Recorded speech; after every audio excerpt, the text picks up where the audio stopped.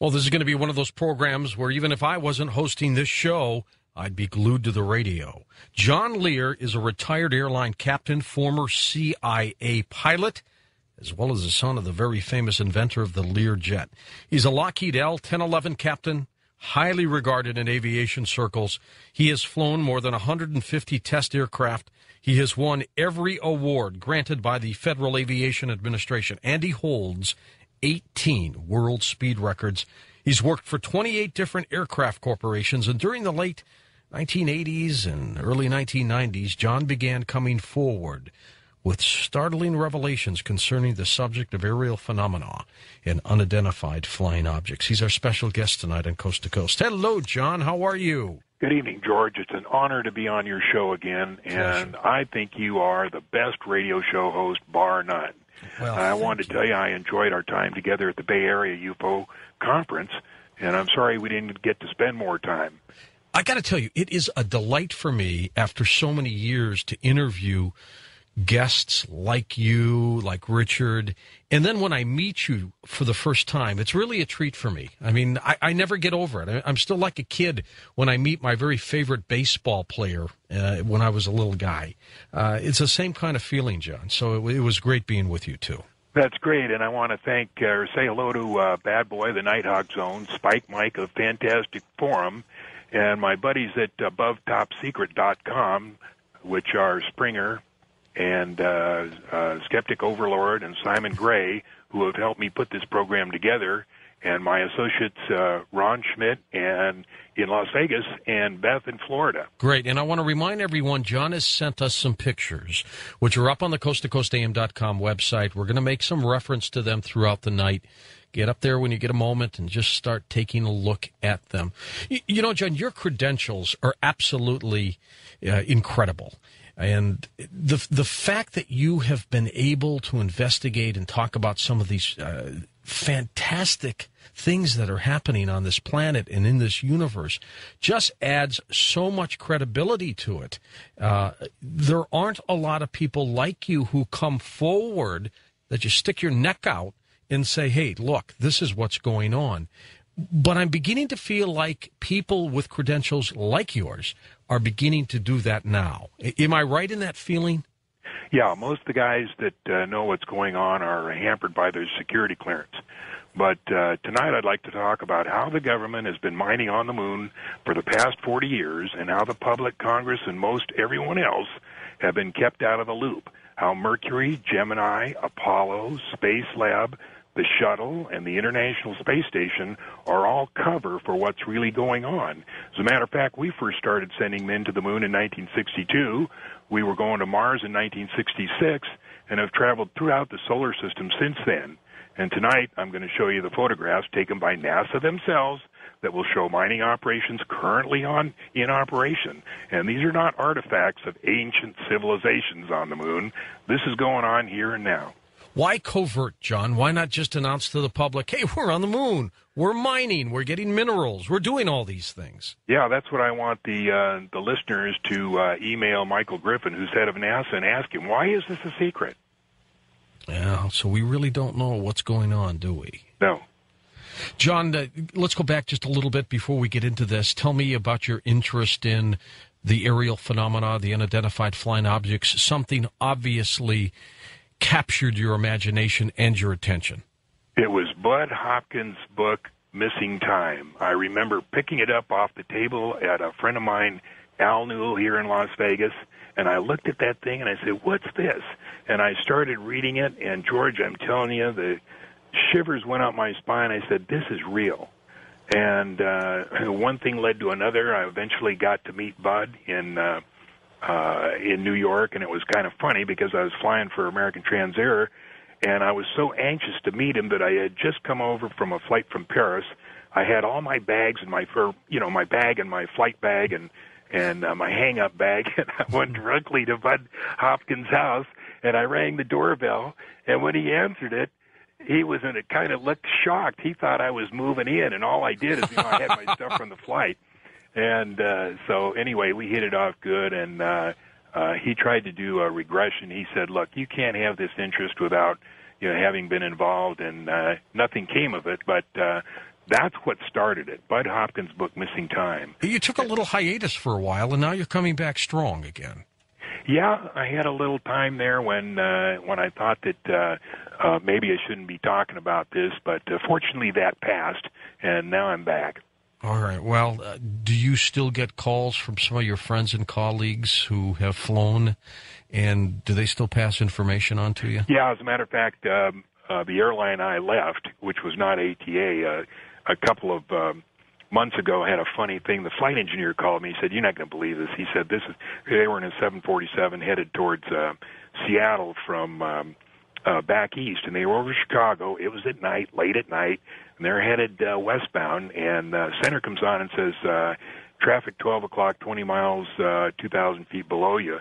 And so they're looking out for this traffic below them, and here comes this huge white object, and it comes almost to within a mile of their craft, and then just instantaneously heads for the north and disappears in about 5 seconds. And they're all sitting there stunned, and the co-pilot finally says, "Now there's something you don't see every day." And, of course, they all burst out laughing. Tell me a little bit about some of these photos that you gave us that we have posted on the website. Okay, we have the photos starting with Apollo 8-12, 2209. It shows a picture of the Lemonsinoff crater, and what it shows is a city. And I'll tell you how I got into this. A few years ago, somebody sent me some pictures by Art Sweeney, who did drawings of stuff on the moon that he could see through a telescope. And that put me into a friend who called me Bob Chirilla in Chicago, and he said, "When you're in town, I want to show you something." And he showed me a book written by a guy named Charrington in Canada, who had a really good photograph of Lunar Orbiter 2-162, and that was an oblique photo of Copernicus. And he showed me some tanks, vertical, tanks, 4 huge ones standing up on the hillside, and that's posted in the pictures you got. That led me, about the same time, I saw Richard Hoagland's Moon-Mars connection about the 6-mile-high object in the middle of Sinus Medai. Right. And so I ordered some photos from NASA of these pictures of Copernicus. Here's the deal, George, and here's how it got so interesting. Now when you order pictures from NASA, you don't order it from them, you order it from National Space Science Data Center or one of the contractors. Somebody sent me, and I'll never know who it was, a 16-by-20 negative of 162H, Lunar Orbiter 2, oblique photo of Copernicus, which had not been airbrushed at all. And that stuff is, anybody can look at it. It's at AboveTopSecret.com. You can go to that website and see that thing. What happened is I had no way to print a 16-by-20 negative, so that thing sat in my garage for 2 or 3 years until the technology got to the point where I could go downtown and get somebody to print it. When I did, it was spectacularly clear. I took it over to Bob Lazar's, and it was so big that he had to make 4 different scans of it, and those are on AboveTopSecret.com. And we started looking at it, and it was just really interesting. Those photos sat around for maybe 2 or 3 years, and then finally I went to AboveTopSecret.com, and they wanted to put them on their forum, which they did, and it attracted so much interest. I think that one forum now, or that one thread, has got over 130,000 views now, and people started to contribute. Yeah, I see this, I see that, and we just amassed all these things that were going on Copernicus. It's obviously a mining operation. You can look at the photos that I gave to Lex that are posted on C2C. You can see cranes. You can see buildings. It's all there.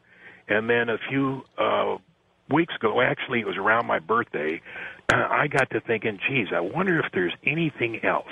And I pulled out a book out of my library, and I went to that great book place in Portland a few years ago and cleaned them out of every NASA book they had.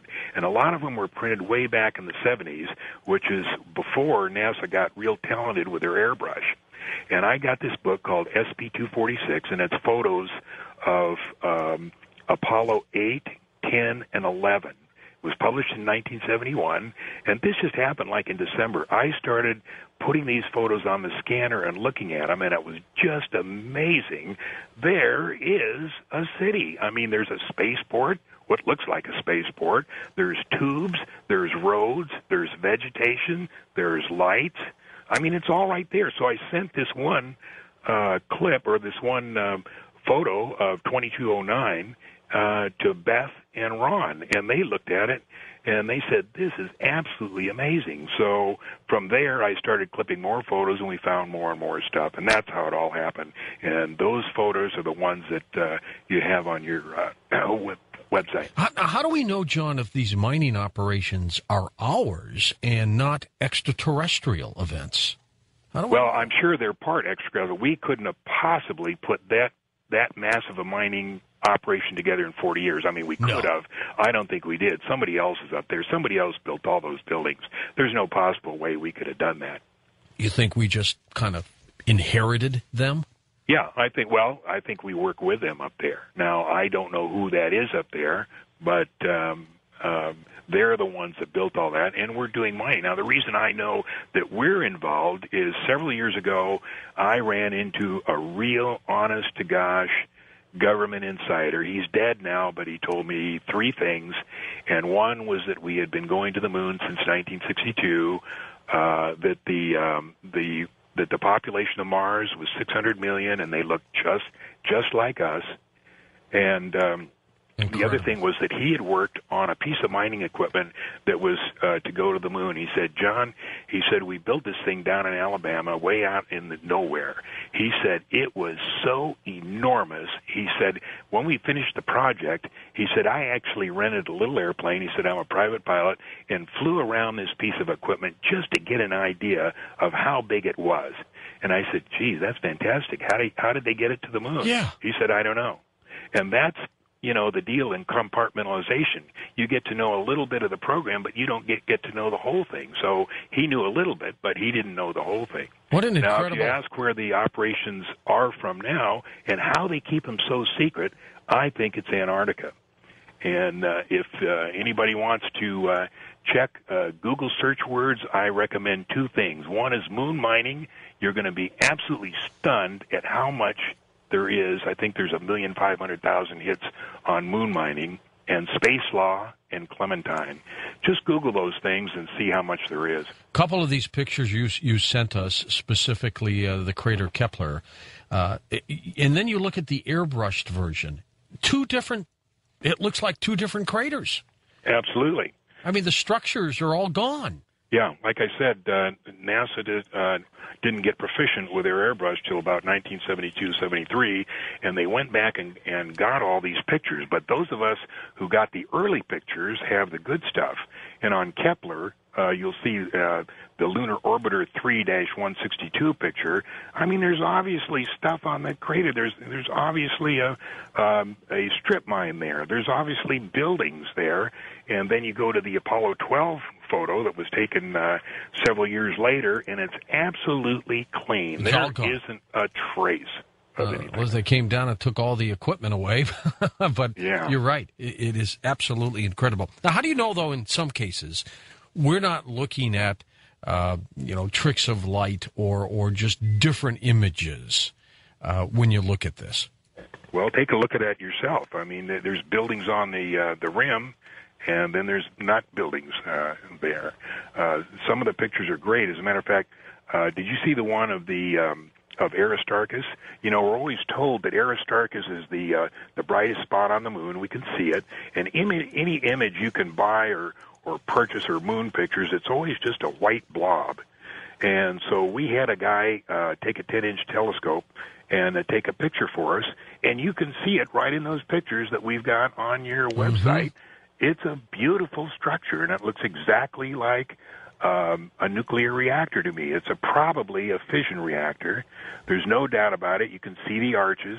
You can see the blue glow, and the blue glow comes from when radiation hits molecules of air. And now you're going to say, wait a minute, there's no air on the moon. Well, as a matter of fact, the moon has a breathable atmosphere, and it has gravity 65% of what's on Earth. So, it has all of that. And it looks like it's got some arches alongside of it. Yeah.